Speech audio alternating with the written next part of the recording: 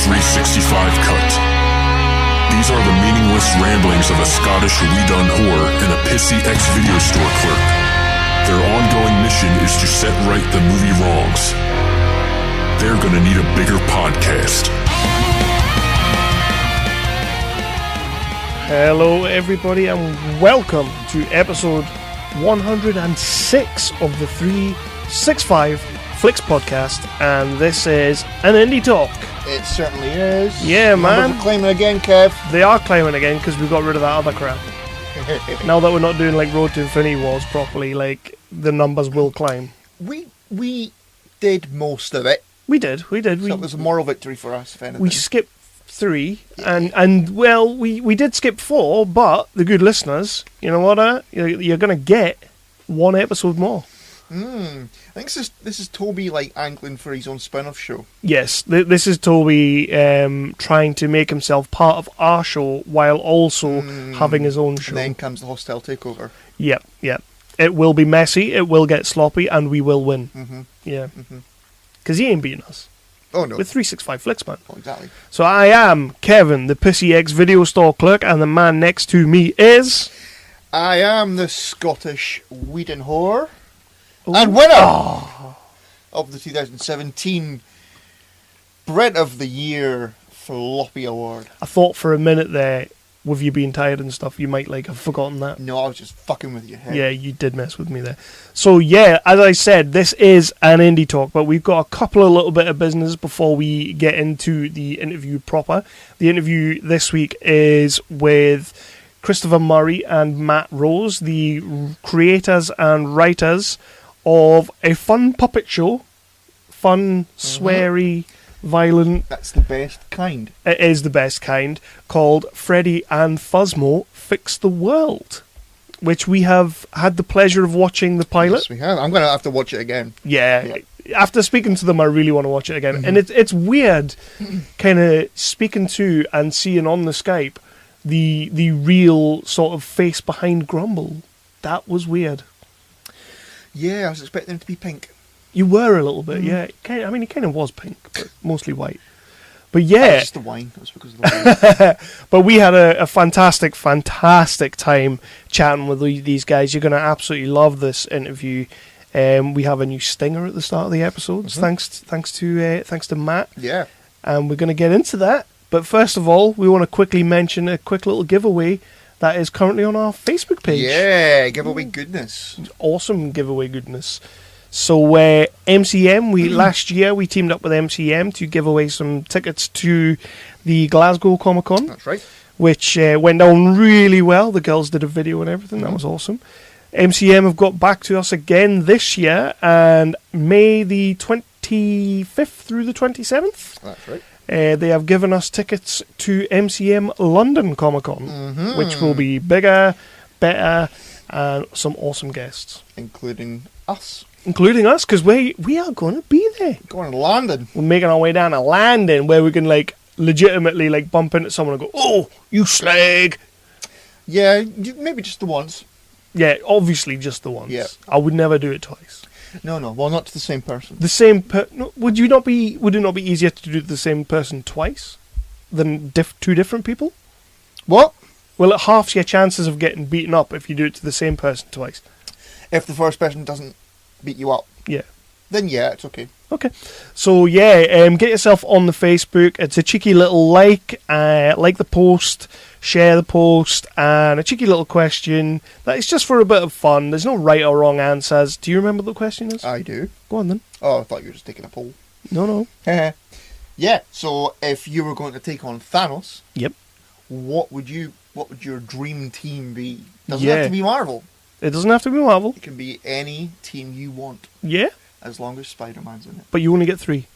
I thought you got 4. No, 3. Was it 3, is it? Okay. Yeah, I thought 4 would make it too easy. 3, you're dropping someone you really like. I think that would be unfair to Thanos. Yeah, right. Aye. Okay, Thanos is getting his ass kicked by more than 3. A dream team of 3, but one of them has to be Spider-Man. Yep. I mean, no, but yeah. But yeah, so that's up any that don't have Spider-Man in it are not being considered, to be fair. So that's up and running, and we will draw that during the week, probably when we're doing our Avengers Infinity War. review show. So we've got some plans for that. There's some stuff coming up there, and we will draw those tickets. And some of you lucky buggers, listeners, will get some tickets to go to MCM Comic Con for free. Nice. Which is awesome. That's an awesome giveaway. And you can always, like, when you get there, be like, 365 Flicks sent us. You certainly could. I mean, you're not going to get anything out of it, but it would make us feel cool if we saw someone getting thrown out because they were and watching. It would make them look really cool if they said Chris and Kev sent us. Yeah. And if you do see us, come up to us, we might have some free hats. We probably won't, but we might. Yeah. Okay. So what else do we want to talk about before we jump into this interview? That's pretty much it, isn't it? That's pretty much it, yeah. Not going to do your pimpage? Oh, fuck me. Go on then. What was that? Do the roar. Do the roar. Christ on a bike. I feel a lot of pressure now. Just go for it. Yeah. Look for us on Facebook and look for us on Twitter. Search for 365 Flicks Podcast. Don't forget to like and share and subscribe and all those Facebooky, Twittery things. Subscribe to us on iTunes. Don't forget to leave a cheeky 5-star review. You can also subscribe to us on Spotify as well, and also any other third-party podcasting app that you can get for your phone and things. You can look for us on a couple of cheeky networks. We are on the Tangibound Network. We are on the Wicked Radio Network. We are on Weeby Geeks, the awesome nerdly.co.uk Geeks Worldwide. And hashtag Pod and Family and hashtag BritPodson. Interview with Matt Rose and Christopher Murray, the creators and writers of Freddy and Fuzmo Fix the World, which also has one of our previous guests. I mean, he's pretty much trying to make himself part of the show. We've said enough about him, and we're about to say a little bit more about him. Mm-hmm. So yeah, listen to this. When you have listened to it, get onto the Facebook, Freddy and Fuzmo Fix the World, get onto the Twitter, the Instagram, watch the trailer for the show, have a look. This is going to be a really good show when it finally gets to our eyes. You're going to love it. You are. We've seen it, we love it, and from what we get told, it's going to be tightened up and getting better.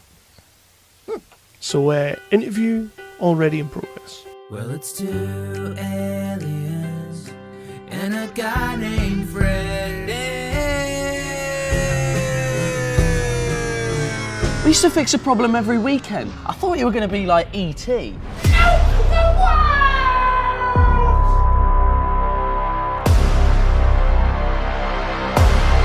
I'm not going to let you blow up the world. Pride myself on being a pretty tolerant flatmate, but I'll put my foot down there.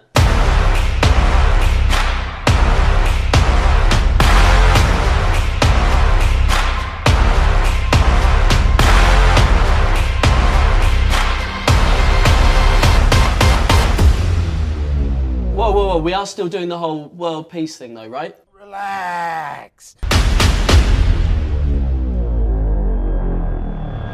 Tonight on Indie Talk, we are joined by Christopher Murray and Matt Rose, the creators, writers, directors, puppeteers, set designers, write the theme tune, sing the theme tune for the mega low-budget award-nominated pilot Freddy and Fuzmo Fix the World.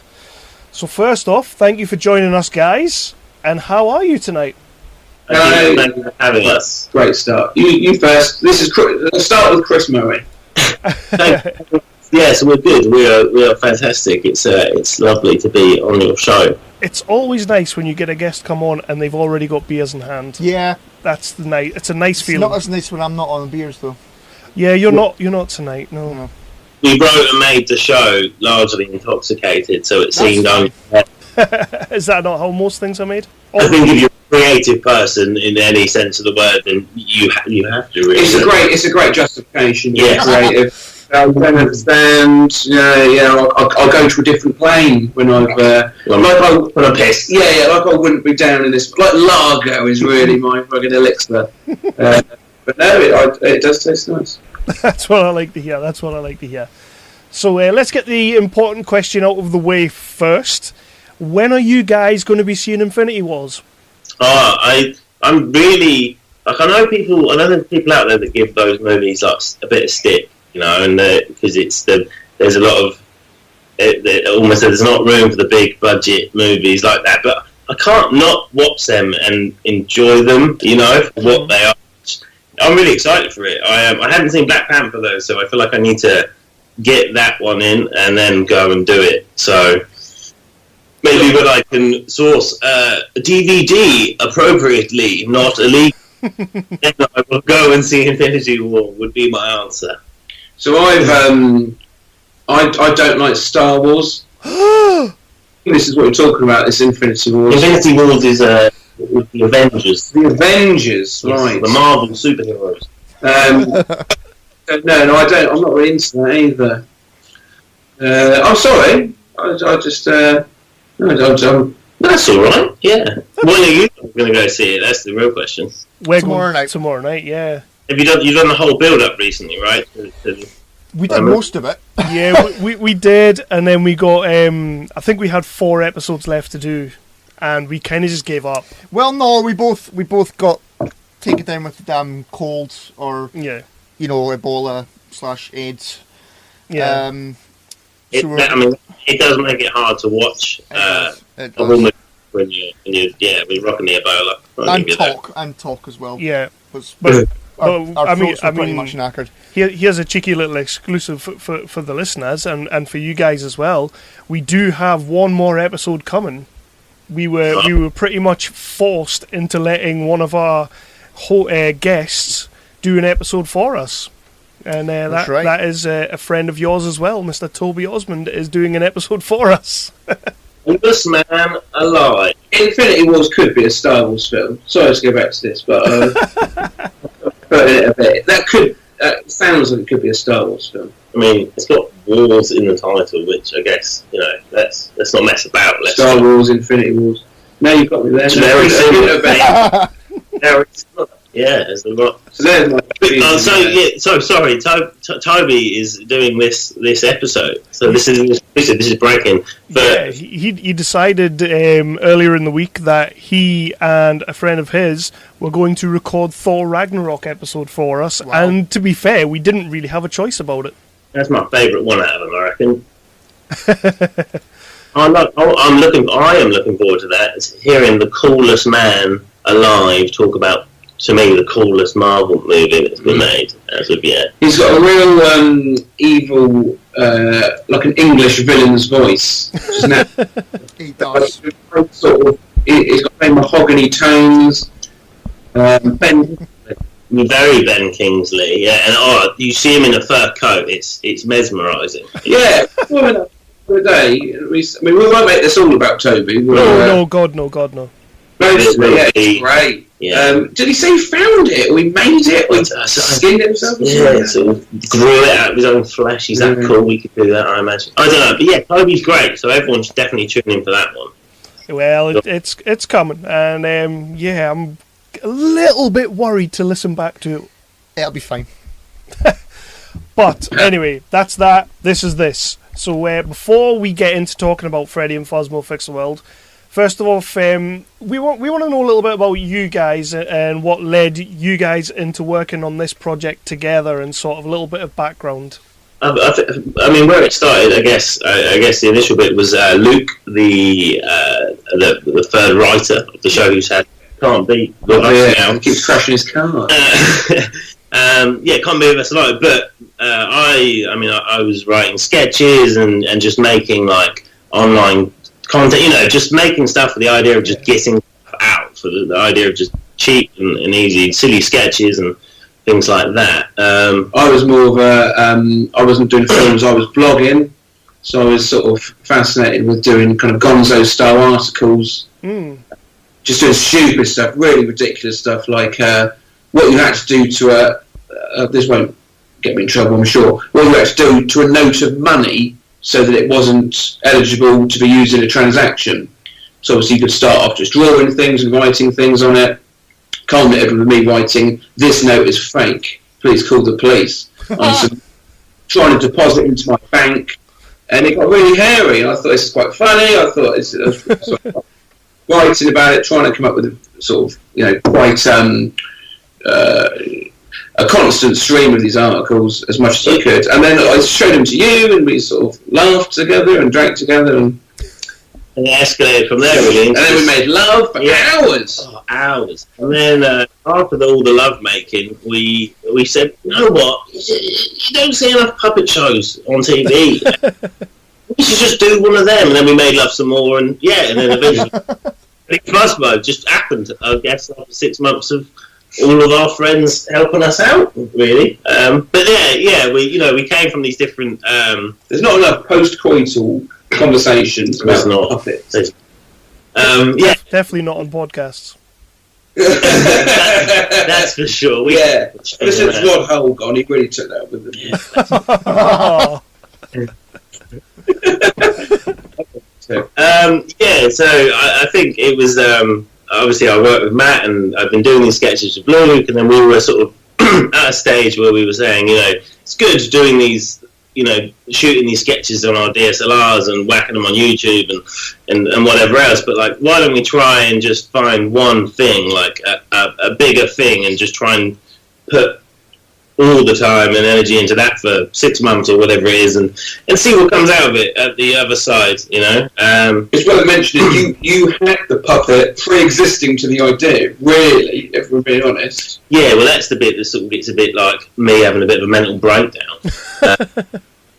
No, we're getting to this earlier than I thought. This is going to be the so. No, basically, open up. Yeah, for some reason, I had this idea for this puppet show, this Sesame Street-esque like puppet living with a dude in a house, and let's get it out there. I'm an impulsive person, right? So I just thought to myself, long story short, I'd been following a career path I wasn't enjoying at the time. I decided that I didn't want to do this career path, and I was going to write some stuff. I was going to write comedy. Wanted to do that. So naturally, like a week after deciding that, I bought this puppet because I'd had this idea of doing this puppet show. How much did the puppet cost, Chris? How much did the puppet cost, man? How much did the puppet cost, Chris? The puppet Was it about a tenner? Well, no, it was less than that. No, it was £280 for It's a great puppet, but it is a big impulse purchase. It is, but I'll say it again. Luna's Puppets. Good bunch of guys for your £280 puppets. Plug. That's okay, I like an impulse buy as well, don't I, Kev? You do. How many times have you gone on eBay drunk, woken up, But basically, so I did that, made this impulsive decision, just being like, well, if the puppet lives with me, I'm sure the show will eventually happen, because you can't ignore a puppet for 2 years before you actually write the show that you bought him for. If not, you have a breakdown, you are living with the puppet, film that. Exactly. Whole different show. But so I did live with that puppet for 2 years without making it something, and did make so obviously then was making these other silly sketches with Luke in that period while the puppet was living with me, looking at me, taunting me, telling me that I never followed through on any of my creative ideas, and that I was watching you with its open eyes, constantly watching. And then we decided to make it when we met in this trifecta of, I say this trifecta, I mean there's so many other people involved. Mikkel, who Toby mentioned, and Laura with massive baptism. We'll get to these people, and making it happen, but it all fell together in a nice... We'll mention now, if I can, because I don't know how sort of listeners are imagining this puppet. This isn't a human puppet. This is a very bright blue puppet with horns and a heart-shaped belly. So it's like an alien monster critter, right? That would be the gist. Yeah. I would say a worthy impulse purchase. It's arms and legs, wouldn't it? To it, 3 foot tall, if not higher. Yeah, and I will say this: sizable enough to spoon. I asked the guy doing the puppets. Hypothetically, would I be able to hold it, cry into it, whisper my aspirations and creative dreams into its ear? Theoretically, 3 foot tall is tall enough to spoon. Okay, that's a fact. You can quote us on that. Yeah. If you take anything away from this podcast, it is that. Sounds a bit. Plus a handy hole in the back, or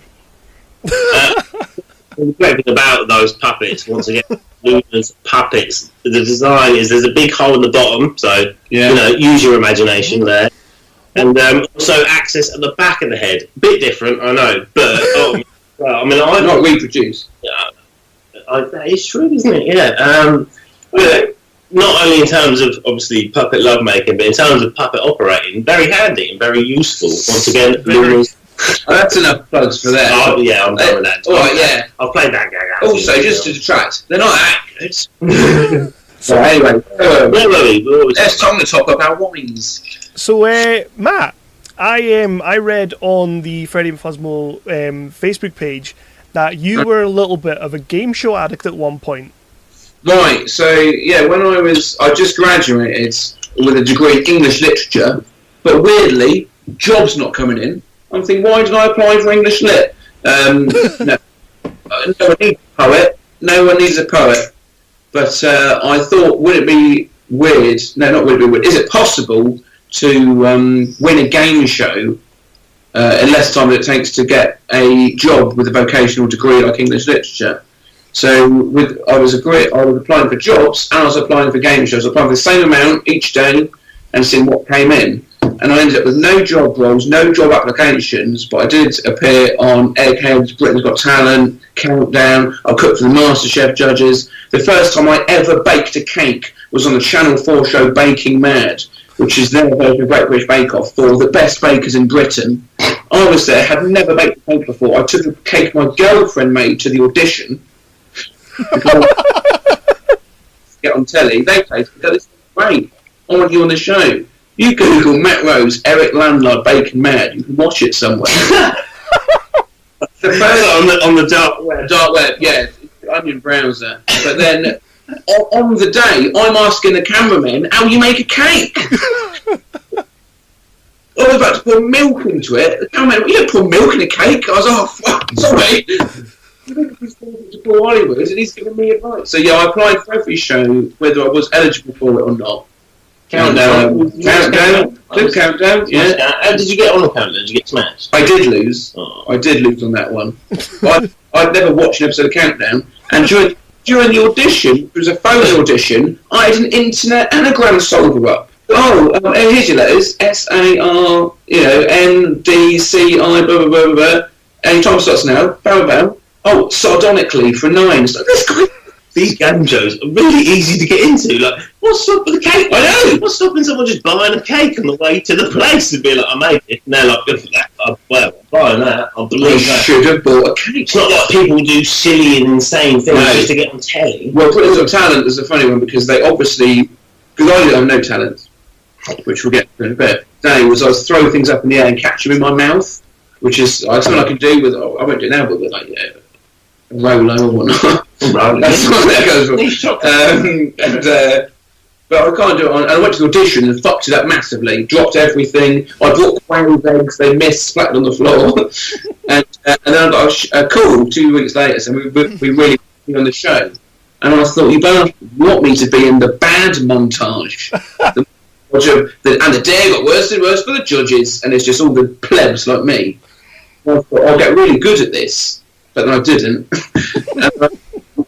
On this stage, walking out in front of loads of people and 3 judges, not 4, because Man Holden was giving birth at the time. Oh. So it was just David Williams, Simon Cowell, and Alanis. No, not Alanis Morissette. Who does he does it Wash Up? You never washed up. Oh, I've got no. Who's this? Who's the singer that does? It's Alicia Dixon. Oh yeah. She was there. And I walked on stage to do something I can't do and I've never practiced. So I obviously missed them all. They were splattered around. And I was on telly. They did a 20-minute bit about me on Britain's Got More Talent. 20 minutes, nice. Yeah. And so, in summary, that was basically when Matt's career peaked, and Freddy and Fuzmo was somewhere on the decent end. That's when I thought I got a passion for entertaining. The puppet show with Chris. That's brilliant, absolutely brilliant. Is there any shows that you applied for but didn't get to go on but really wanted to? Yeah, I really wanted to go on Total Wipeout. Nice. I went to the audition for Total Wipeout, and it was and in the email it says wear something that reflects your personality. Monkey hoodie. I don't know why I wore it. I thought it was wacky.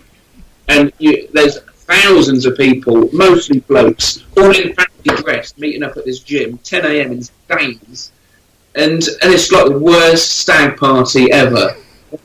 A bloke who walked into this audition, he went, "To infinity!" He's wearing a Buzz Lightyear costume, looked around, there's 5 other Buzz Lightyear. Just, oh, what? This costs loads.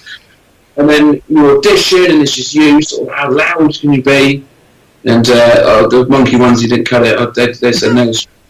So wipe out. You think it'd be a chewing with the monkey hoodie, wouldn't you? You thought monkey hoodie would do it, yeah. It's like, that's a... never mind. Yeah. So that was one. I applied for dozens and dozens and dozens of shows. Nice. I just read that and I was like, yeah, I'm going to ask about that because that is awesome.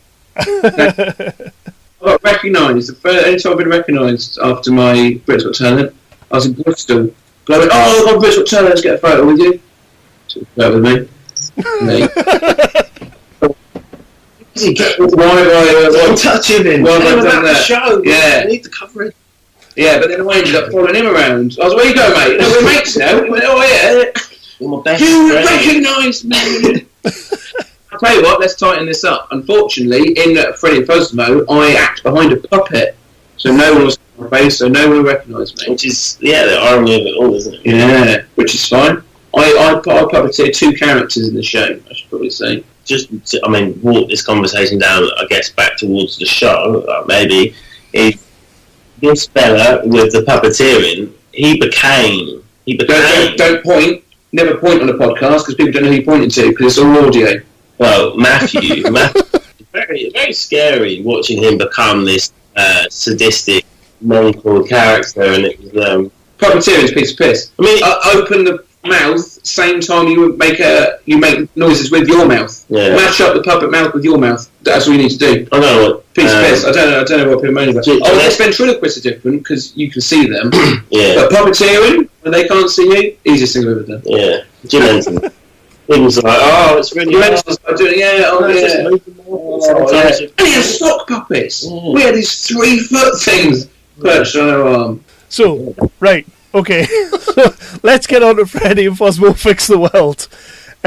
Right, you've kind of already mentioned sort of how the show came around, where the idea came from. You had this puppet in your house that was a bit of an impulse buy. So why don't you tell our listeners and us, because it makes our job a lot easier, what the show is about? The show basically focuses on, 20-something Freddy. He's lost his job, albeit because of Fuzmo ultimately. But he's down on his luck. He's the everyman, right? You know, he's struggling to deal with this world that is around him, this crazy, batshit mental. But he's worth saying he's a normal human being. Yes, he's a normal human man living. That will make more sense later. But yeah, he is a human man living in a flat. We call it Big City, so it's a sort of a generic city, but it's tainted with all those horrible things which affect us. It's there's a lot of corporations and loads of branding, very hyper-capitalist. Yes, sort of yeah. So he's living an ostensibly normal life, right? If an unfulfilled one. This is like elevator pitch. It's like 8 minutes long, right? Yeah. It's got. Oh yeah. You're going nowhere, boys. Get off now. We've got to get the spoilers. Well, no, we better say it now. Yeah, no. So it's 20-something Freddy. He's trying to deal with the world at large, and he's been forced to live with this intergalactic being, this alien who was crash landed into his house, puppeteered by the coolest of cool, Toby Osmond, and it's about them trying to fulfill Fuzmo's purpose, the reason why he was sent there, which was to fix the problems of the world, have all these problems that we are living with today. But Fuzmo sees it as just like any other job. It doesn't have that the sort of gravitas that it does to Freddy, and he's indifferent to the idea of fixing one planet's problems in an infinite universe of problems. So he's become jaded, and it's Freddy's sort of weird opportunity after many years of swings and misses to to try to do something. Yeah, make an impact on the world, I guess. And hilarity ensues Oh, you as took the gang, words right out of my mouth. as the gang attempt to fix those problems. I mean, have we got this? Have we got a series? Have we got a second series? Have we got? I was doing the partridge bit. See, I was with you there. You mother. Yeah. So You should have just gone with, give me a second series, you shit. that's on the first line of our treatment is that we send out to. Yeah, so that's the show. It's Cock, piss, punk. It's a lot of fun. It's a bit Yeah. wacky, a bit crazy. I guess it's that's where we're at with that. Did that answer the question, or did I just do a terrible job on it? It's an adult puppet show, right? So it's Sesame Street meets Rick and Morty. Yeah. The 3 second sort of pitch we boiled it down to, because people walk away from us after that. Yeah. So you gotta get it. That is the one thing I will say about this whole process is when you're like, obviously when we decided to do this and we started writing it, and then obviously while we were writing it, we're thinking about the sort of the pre-production of everything, and this is where we can bring Laura into this. Laura was the wind beneath our wings in this process, where we would be like, She was edited. yeah, so she edited it, she art head of our department, making everything. Obviously you guys have seen the show. In the show, big city, this hyper-capitalist world that we create, we made out of cardboard, obviously intentionally, not because we don't have Wasn't that budgeted, much money. Obviously. We would have done the cardboard city thing even if we had all the money in the world. Exactly. I love sourcing and painting 30 fucking cardboard boxes, each the size of a fridge. Well, ultimately, I mean... Actually, I say paint. Laura did the painting. Yeah. Well, I did actually source them from others. Yeah, we which was did. tricky. So we had to source a lot of boxes, but basically what we did is we would just go to Laura and be like, "Here's 5,000 giant boxes. We're going to put these in your flat. Can you paint these? Yeah. Can you make these into a big giant city of cardboard? Painted to like buildings. What sort of buildings? Well, all different ones, of course. Obviously." Hello. But no, yeah. So yeah, Laura was amazing, and I mean, yeah. I think we're understating it. An unbelievably talented gift. Ridiculous what she's capable of. Just in what she made. She made little outfits for the puppets. I mean, she shot a few jokes in the Jokes in the script. Yeah, there was those. Cut that out of this podcast. Yeah, get rid of that. Anything on script. But she. So Big City has two backdrops. Yeah. One day and one dusk. Well, there's only dusk. That was the initial. And yeah. It was two. You must be drunk. And we just went, we made a dusk. What are you talking about? There's a big dusk. Obviously, you've seen it. So in the fight scene, there is a fight scene at some point in the show, and there is a big sort of dusk-like backdrop to this big giant cardboard city.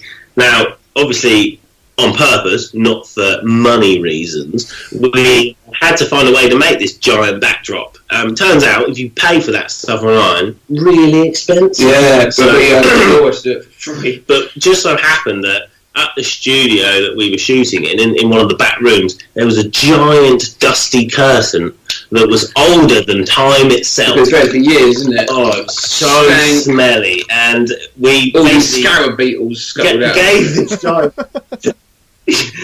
this giant dusty curtain to Laura after she'd built this giant city out of cardboard and nearly died from the fumes of paint and all of that, and we were like, we need you to paint this giant smelly curtain to look like dusk.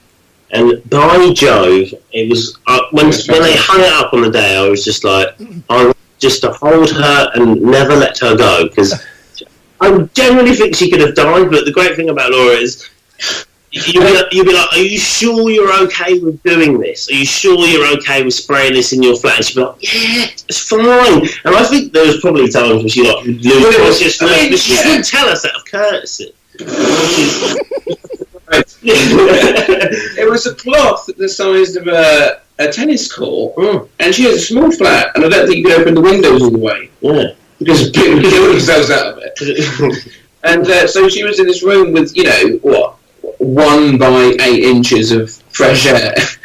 Spraying. Like, they must have. Were you ever tempted to go all Godzilla with the set for Big City? So to build a city or have a city built for you out of cardboard boxes, a miniature city. Oh, I'm not playing. That you orchestrate around in roads, so there's toy cars and everything, and to not smash it up. Yeah, it's impossible. In fact, look, going back to Laura again, she actually bought a Godzilla onesie with her when it came time to destroy it. It did, but classic Laura luck, by the time she got change into it, I think we'd smashed the whole thing up. The onesie's going, we go, Laura, go get change, you've got some editing to do. No, but it was fantastic. I took the first kick into a building after a long and stressful day of shooting. Amazing. I never felt more. It is. I mean, it's every person's dream, isn't it? Really, to be able to play like a miniature city, right? Oh yeah. It's like while I was watching the show, I was really digging what was going on. I was loving like with the comedy and the aspect. The whole thing was really cool. But when you went into Big City. And I kind of got this, like the old Godzilla movies when he goes big and he's stamping on everything, and the old Power Rangers TV show. I got this real sort of nostalgic kick from a puppet show, and I was in. I was completely sold. I'm like, I need to see a lot more of this. That Power Rangers element was definitely. We should explain briefly, if you don't mind, just to the listeners. That they do grow big to become this Godzilla thing, but they are initially they're sort of 3 foot tall size, aren't they? Yes, but something happens in the plot which makes them big, but they're not normal that size. It's pretty. There you go. That's enticing. If I've ever heard reason to watch a show. Listeners, be assured the main characters are smaller than they sound in this book. Yes. They're not too big. In case you were worrying. But no, but being able to play in that, and I mean, just even shooting that, that's the funny thing about it. Really, we're shooting this puppet show with this cardboard city on next to nobody. We're shooting it in 4K just because of what we're watching it back on these monitors, and it's like a cardboard city with this dusk backdrop that Laura's nearly dyed painting, and I'm just looking at the screen and I'm like, this looks insane. It looks crazy considering it's cardboard and painted smelly curtain. Also, it was where we got some really low shots with the camera. We couldn't do it on a dolly, so it was. I have a skateboard which I barely used. It was I used to skateboard, but I've never done it for years. My girlfriend bought me a skateboard, really cheap from Argos. Trucks are really wobbly, but we had people lying on that skateboard, puppeteering to make it look like a smooth sort of shot through.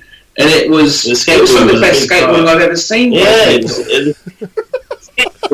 there's a bit in the show, and I mean, it's not like an Infinity War spoiler moment, but there's a bit in the show where the blue puppet sort of walks behind the sofa.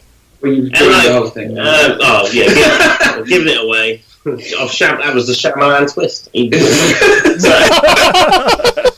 I mean, you've seen it. It's a small sort of little thing, and we genuinely think, after all the effort and toil and sleepless nights, of the question we would ask ourselves all the time while writing it was, is it funny though?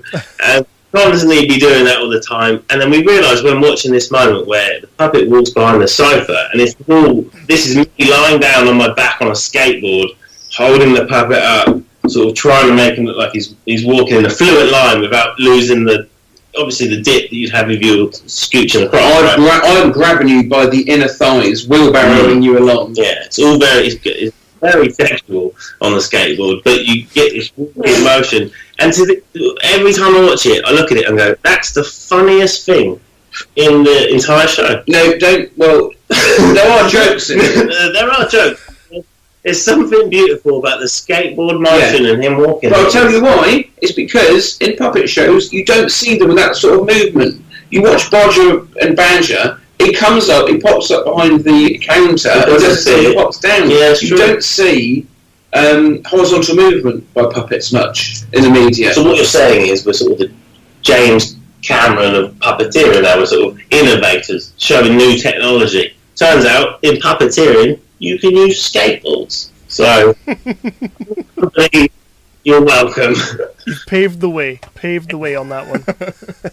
One of the things that I did notice about the pilot of the show is I am a big Rick and Morty fan as well.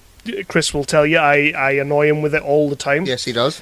And you can tell from the pilot that you guys are both Rick and Morty fans as well. But what else was there that was really sort of influencing you while writing the show?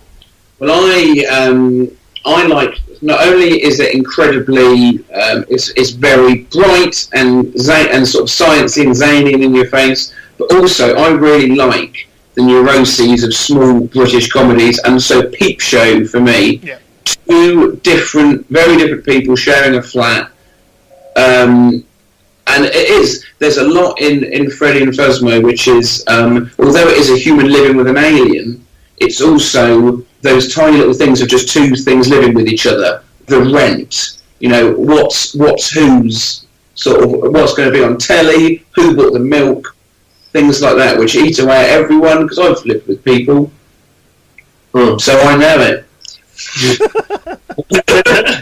I'm a person, so I'm a person, and these people in it. So it was the role I was born to write for. No, I think Peep Show. I like the little. There's a lot of sort of passive aggressive Britishness in it. I think of several people sharing the same space. Yeah, I mean the Bachelor pad vibe as well. Yeah, I think it's quite hard to. There's a lot of.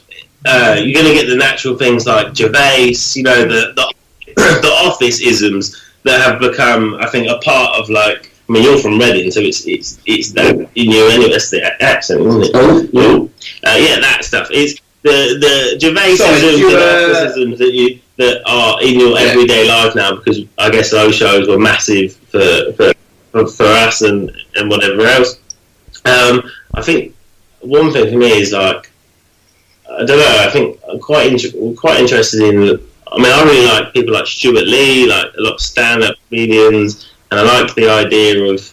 We have two characters in the show, Guy 1 and Guy 2, which are just basically played by me and Luke, and we do this little segment in the show during the middle of the fight scene where we just do this little talky bit. And it's a one scene thing. The characters are in this scene and no other scene. Yeah, you see them, you're introduced to them, and you lose them in this one scene. Yeah, and that was a lot of that was the idea of kind of that Stuart Lee almost anti-comedy thing. Like, how can you just do a boring thing and drag something out for like a time that doesn't feel natural to like the idea of pacing and whatever else, and just draw that mundaneness out and almost take, because it's in the middle of this crazy fight scene, you take people away from this, the bright colours, the craziness, then you bring them into the mundane and then just leave them there longer than they feel like they should be there for. That's that Stuart Lee thing of sort of doing something to the point where it's like annoying and it's not fun anymore. It's not fun. But then, like, if it's left there long enough, it can become funny again. And I think stuff like that was just like definitely stuff we talked about. It's one word repeated over and over a couple of times. And it's two gentlemen. Chris and Luke play them, Guy 1, Guy 2. And it's two guys having about the most inane conversation as is. I say what it's about. Star signs. So it's about star signs. Which, I mean, if you're going to talk to someone, what's your star sign and what does it mean? It's a waste of time. Because it's just the week in one paper, totally not relevant. So let's draw that out for some fun. Yeah, and it's that among the Godzilla fight scene, which is. But under all that, the show is also just E.T. with weed. So there's no, I mean, there's so many things. There was loads of stuff when you were sort of making the show and you were writing the stuff, and you realise that it's a lot of those things that you grew up with anyway. Like, you're like, oh, all of a sudden you're halfway through writing it and you're like, oh, this is literally E.T. Yeah. And then that was the day that we decided that Freddy should wear a red hoodie just because of E.T. Do you know what I mean? Like, things like that.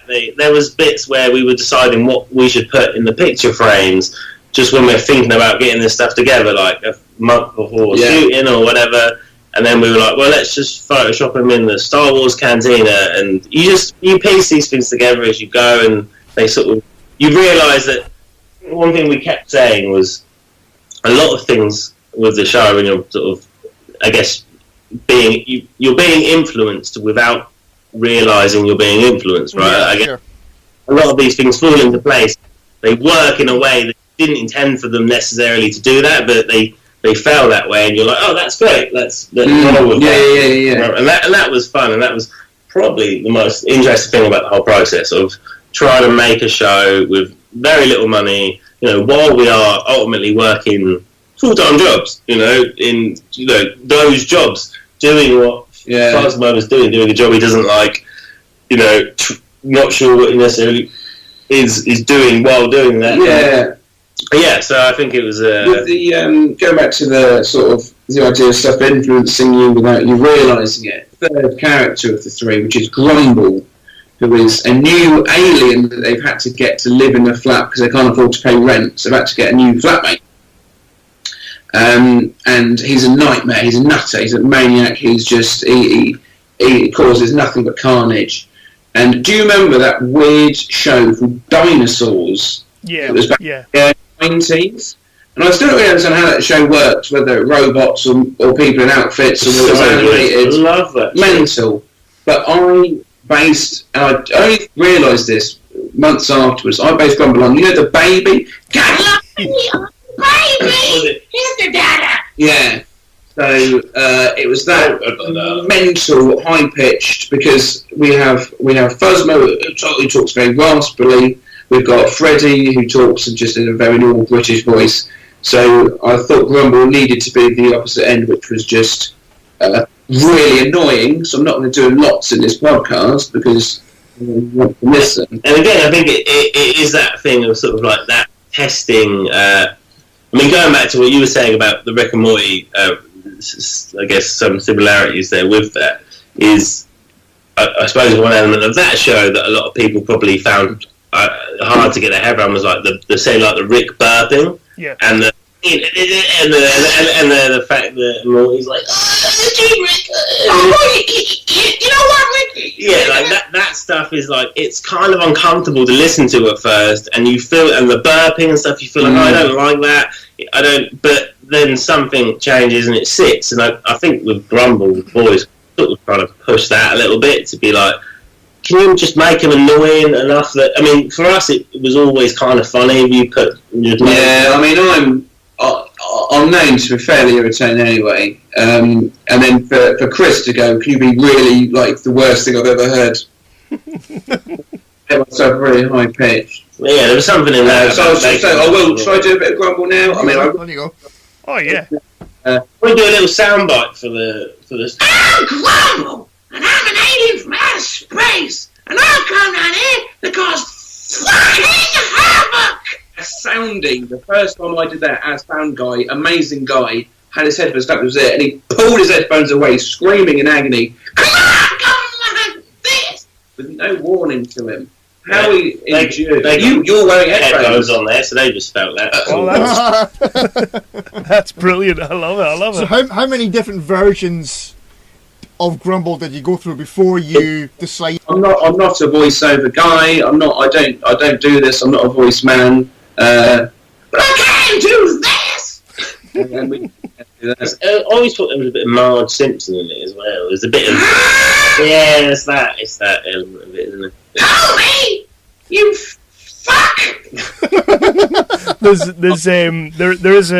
a clip on the Facebook page of Matt pretty much like getting himself ready to do the voice. Then at the very end, you go really low, and it's such a cool little thing just to see you sort of metamorphosize into that. Thank you. I'm not an actor at all. That's the. That's our reference to the Batman. That's the joke. Yes. And I remember we were. Do you want me to do it? Shall I do the line? Do you want to do it? Yeah. So this is yes. So this is the Grumble v Fuzmo big Godzilla fight scene, and Grumble goes. So this is a la Heath Ledger's superb performance as the Joker. Infinity Wars. So he goes like this. He goes, Come on! I want you to do it! Come on! Hit me! It goes really dark in that last And singing. Yeah. It's a great little video. People need to go on the Facebook. I mean, check out the trailer anyway, and check out all the other little bits and pieces. But that video, just to see you sort of pump yourself up, and then you go for it. And I was watching it, I was like, shit! It's really cool. It's a good video because I'm wearing a long sleeve navy top, and I look quite well for some reason. I think it's because I'm against a navy backdrop. Well, I look quite nice and skinny in it, so do check that one out. It was I think I mentioned this earlier in one of the rambling rants. Was the way Matt became Grumble? It was admirable, considering. I mean, realistically, you could just do that, but there was a lot of. That's really good. It was. Oh no, you copied from the best. Sure. Classic. So Matt, going back to singing Matt. There was a lot that went into Grumble that, let's be honest, for the average YouTube viewer that may watch this episode at some point, or Vimeo, yeah, don't discriminate. They may not notice, but generally, I mean, he was talking about Moriarty. He was talking about, Mark Hamill as a voice actor is incredible. Mark Hamill's Joker is fantastic, and there was that. There was obviously Heath Ledger massively, I think, in a lot of it. Yeah. There was Andrew Scott as Moriarty in the BBC Sherlock, I think, is one of the best. It's unbelievable. I've watched that so many times, and just the little cocks of the head he does that look quite sort of serpentine. I mean, that was another thing that you said as well with with Grumble, with the puppeteering. After you see people, the first time I saw Matt hold the puppet and hold Grumble and do the voice with the emotion, generally, it was terrible. It was the worst thing I've ever seen. It wasn't in sync. My first bit of puppeteering, I opened the mouth, started talking, just kept my hand open and the mouth open until I stopped talking, then generally turned up to you and went, how was that?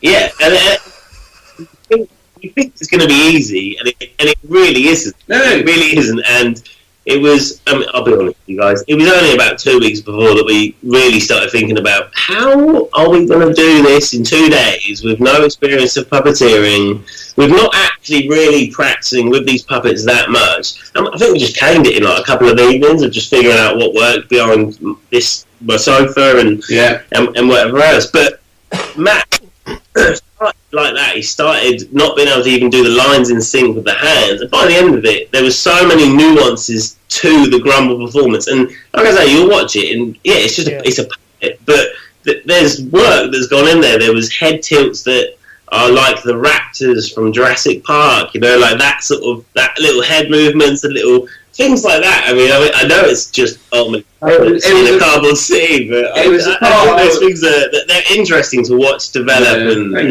It was bloody good. Craftsman. I think it's the part I want to play. I certainly let some of my inner side come out. The next thing, we've talked a little bit about Grumble there, but there are two other characters in. We have Fuzmo and we have Freddy. How exactly did Toby and Ross come to these roles? How did you go about casting these two? With Ross, Luke mentioned Ross to us. He'd seen him on Twitter. He'd seen some of his stand-up on YouTube. Right. It actually transpired, like, just by pure coincidence. About 4 months previously, I'd gone to London and done 2 stand-up shows myself for the first time ever. Just did 2 in 2 days, just to give it a go. And it transpired that I'd done my first show ever at the same night that Ross played. Oh, nice. So maybe it was the universe, sort of, bring things together. But no, so I'd sort of I remember when Luke mentioned Ross to me, I had like an inkling that I'd seen him before, and then realised it was Dan, and was like, it's very funny, and let's get a tape, and he sent it, and it made sense to us. It was he's a he's a handsome man. He's a charming sort of, you know, he's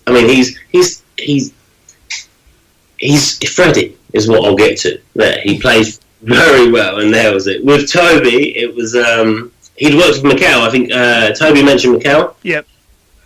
On the show when you had him on, and yeah, Mikkel Iriansi. Mikkel recommended Toby to us and said he's an awesome dude. He's on the same sort of wavelength. He's up for a good time. We sent him the script, and yeah, he well, I hope he liked it because he agreed to do it. Yeah, and then it all just worked. And I mean, that was interesting as well to watch. I mean, we did the first read-through, I think, 4 days before the shoot. Mm. And I mean, the thing, I don't know, we probably got it across with all the little money gags, but this whole thing is a balls to the wall sort of DIY. Like, you know, we were shooting 10 minutes a day, not 4 minutes a day, like, just getting through stuff to get stuff done, you know?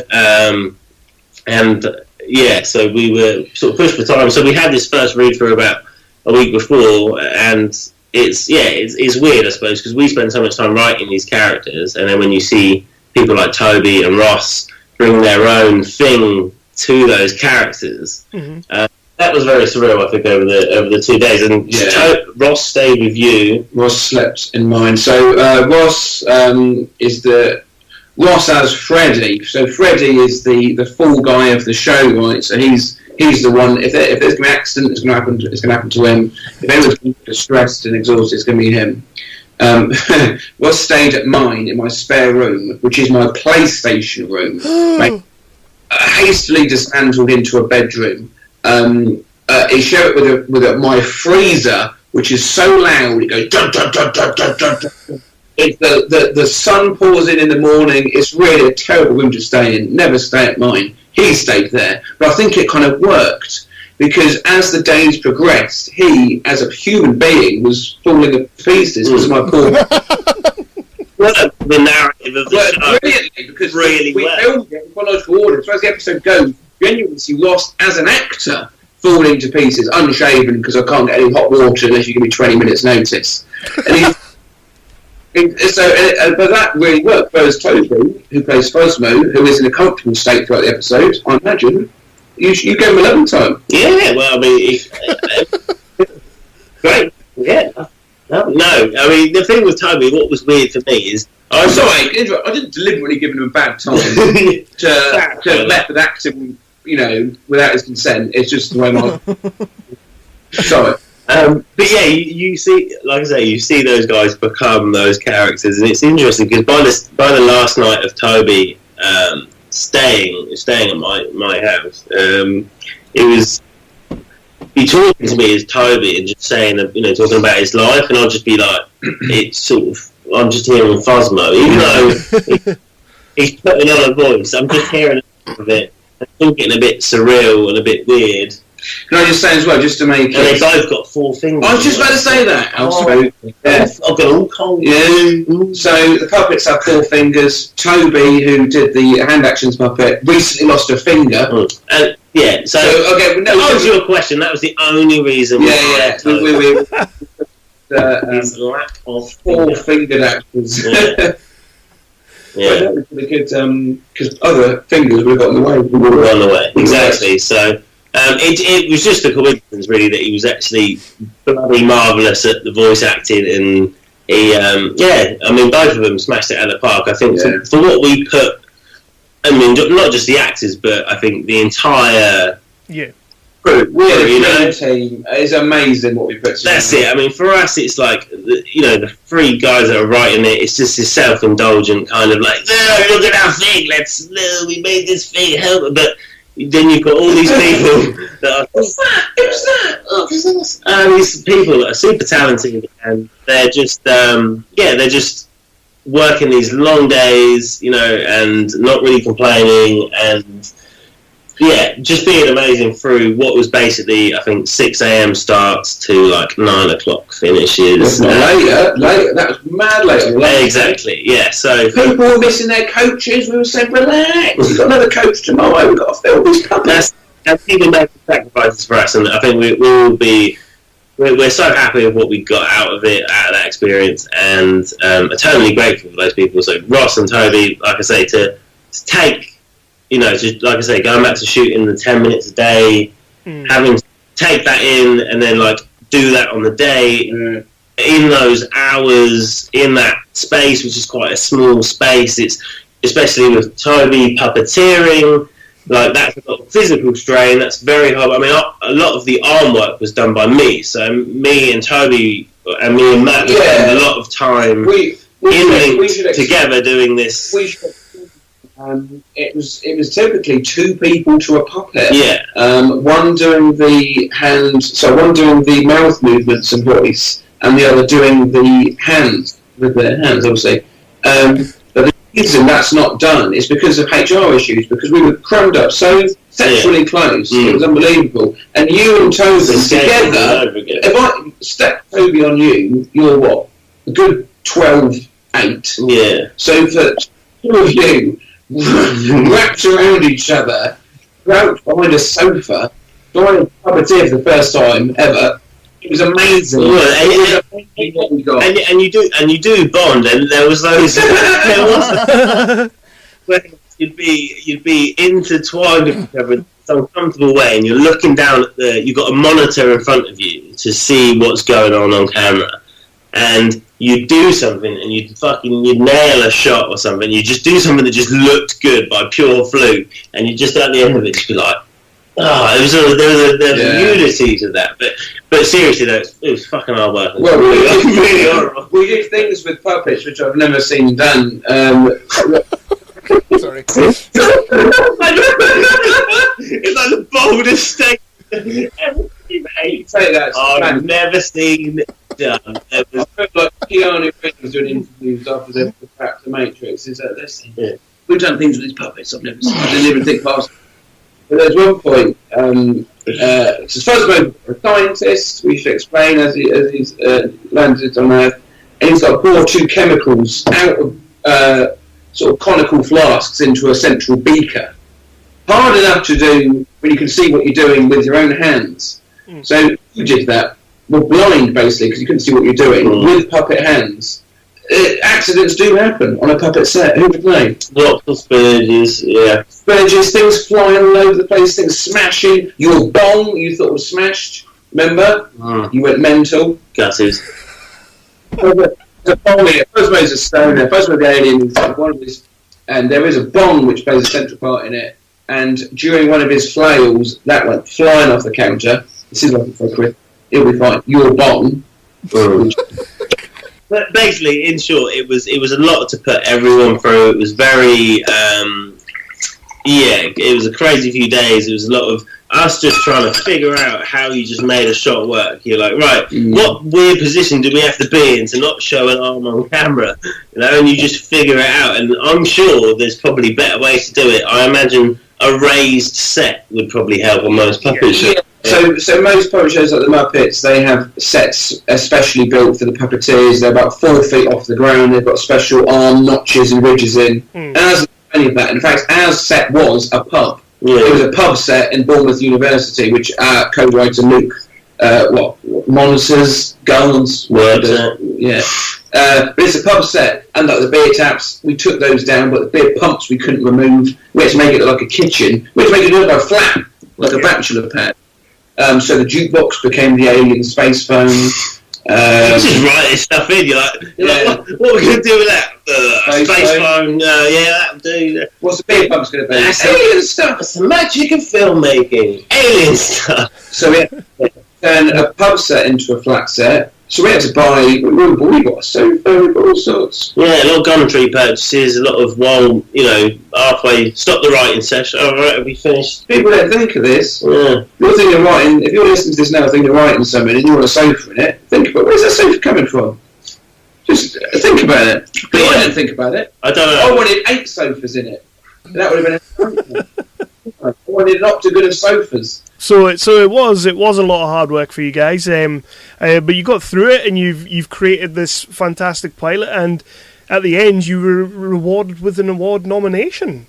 I mean the Debbie's thing Chess card category of the Debbie's Awards it's part of the Edinburgh TV Festival. Genuinely, we were just really pumped that they let us in the building. I think that was it was really nice to go to, and there were so many amazing creative people there that are doing amazing stuff, and just to be nominated with those people was more than we would ever have expected when going into this whole crazy puppet show thing. That was really nice. That was really cool. It was fun to see it on a projector. Albeit, I mean, we sat in a very very rough cut of the show to them. So it was really nice. Met some really lovely people there. Also, spoilers. I don't know if you can use this, but we have had a lot of interest from. There is a Uranium TV festival. Uranium Festival, a uranium-based film festival in Brazil. Uranium, as in uranium, as in the element, as in the highly nuclear element, which is just topic in the show. Let's not give the entire thing. No. There is. If you watch the show, you might see uranium banded around. Yeah, you might. So we've been in touch with. It's based in Rio de Janeiro, so we'll have to get our jabs for that. But we are going to go out and be at Uranium Festival. Okay. That's an. How the hell do you come up with that name? A Uranium Festival. Yeah. Okay. I like that. Yeah, that was it. That was it for us, really. So my previous irradiated sort of hero. No, yeah. So I mean, that's the thing. But that was great with the with the Debbies. Just like I say, just to be put in the same sort of group of people with those people that were making those things, that was amazing. That was more than we could ever have expected, because, really talented people. We were the only puppet show as well, so that was good. And all the whites, bloody hard, bloody hard, everyone's going around going, what do you do, puppet show? They went, that's wrong! Yeah. Don't do that. So we did, do you want an animation? Get someone else? We were the only puppet show there, so that was good. Yeah. Right, so we're kind of winding down on this now. But what's next for Freddy and Fuzmo? What are you guys doing now to try and get it out there and get it in front of people's eyes? I think we're trying to do, I guess, all the normal stuff when you make sort of a pilot, a proof of concept for television. We've got the full series together. We have a series, a series 1, episode 1 to 7. Full synopsis of the series, each episode. Yeah, we know where we take it. We know where we take a series. We're looking for ways we can fund that and maybe do that. But I think the main thing is we'll go down those avenues of seeing if there's any ways we can get this on TV and do that like anyone would. But ultimately, I think you just want people to see it, don't you? You want to see if people engage with it and if people enjoy it. And if it resonates with people, so I think that's probably realistically what we want to ultimately look to do with it, is just get it out to people, and get it online and see if people find it funny. Of course, it's funny. Yeah, I think eventually we're both big proponents of the channel Adult Swim. There's a lot of good stuff on Adult Swim. I would, if a dream, if I could get something of mine on Adult Swim. I think you would agree with me on that. No, I think we like that zany stuff. But you guys don't know anyone. You never podcasted on Adult Swim, have you? Still got their number? Have we got Adult Swim's number? No, I don't think we do. I mean, we're big time, but we're not that big time. The podcast is a mission of Adult Swim. But I think that's ultimately their goal, is just just to get people to see it and see if they enjoy it. And if people enjoy it, then great. That's why we make it, right? Like we enjoy making it. Yeah. I hope people enjoy watching it. Like, that's like the most cliche thing. I hope people enjoy watching it as much as we enjoyed making it. We'll end on that note. So is it available for people to watch now? You did an impression of me there. That was Chris who said that. Go on. Is it available for people to watch now online? Currently, the trailer is on our Facebook, so if everyone can go check out the Facebook. We have an Instagram, we have Twitter. Add that.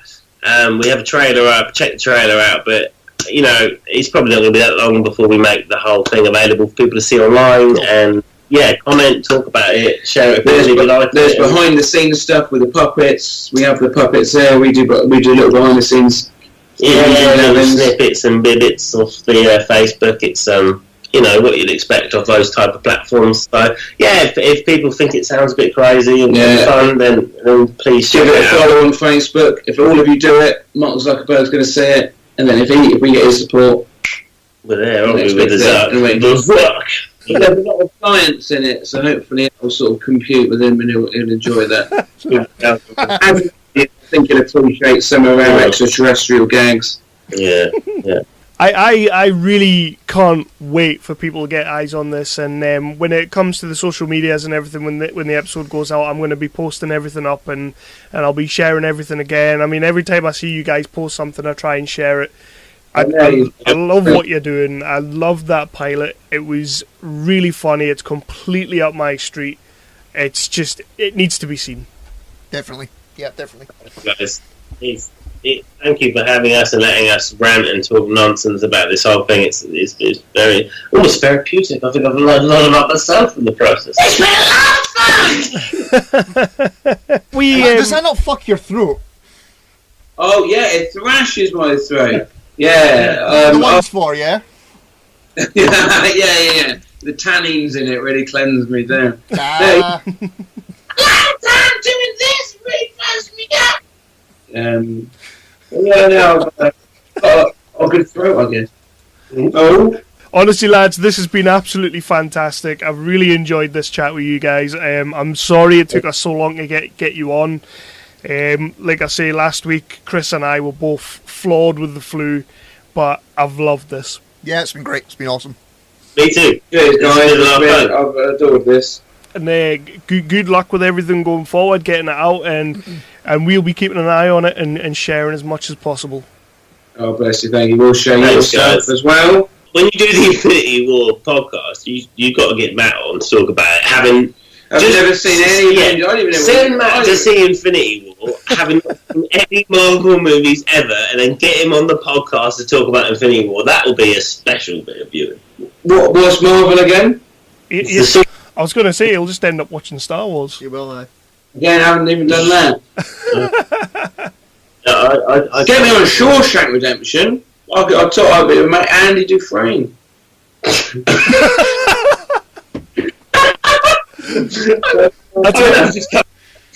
I tell you what, we will end on that. That's a hell of a way to end. Strongest of all timely references. Yeah. But honestly, guys, again, thank you so much. Thank you. It's been a pleasure. Put the poster up over the bloody old it then, isn't it? Let's end it officially. Let's properly close it on the Skype Are we window going to have a chat after this, though, when we say bye, and then we'll send you a courtesy Facebook message to say how lovely this all was, because it really was. A courtesy Facebook message. There you go. Lovely. That would have meant a lot more if you didn't say courtesy Facebook message. Yeah, it sounds a bit phony now, if anything. They're keeping all this in you, I know. Hey, are you a jock that likes comics? Are you a nerd that likes comics? Do you feel left out sometimes? Well, then we've got the show for you. I'm Imran. And I'm Anthony. He's the jock. And he's the nerd. And we host the Jock and Nerd podcast at jockandnerd.com. If you're looking for fun, entertaining, laugh-out-loud geek chat over all the latest Marvel, DC shows and news, visit jockandnerd.com. Full spoiler podcast, lots of swearing. You're such a jock. You're such a nerd. Oh, come on. Shut up, nerd. Okay. So that was them. That was them. That was them. Yeah. Mm. They're probably pissed by now. Yeah. I think they were pretty much halfway by the time we got onto the call. That's all good. I'm just jealous. To be fair, I am going home now to have a damn old beer. Yeah, you deserve it. Thank you. You do deserve it. Thank you. Yeah. Sarcasm? No, you completely deserve it. I mean, you came up here completely unprepared and just flammed it. Go fuck yourself. But to be fair, that tends to be the way we do things now. What? It gives us slamming it. No, both of us slamming it. We tend to go for that down the pub type vibe. I think you can go to hell because the last one that we did, I was damn well prepared for. What, the last indie talk? Yeah. Which one was that? Can't remember. You were that prepared for it. I was prepared for it. Which one was it? Oh, it was Sasha and. Ah, so it was. Yeah, that was your baby. Aye, fuck yourself. That was completely your baby. So I won that one, and on that bombshell, I think we'll end there, will we? See you later. Bitch.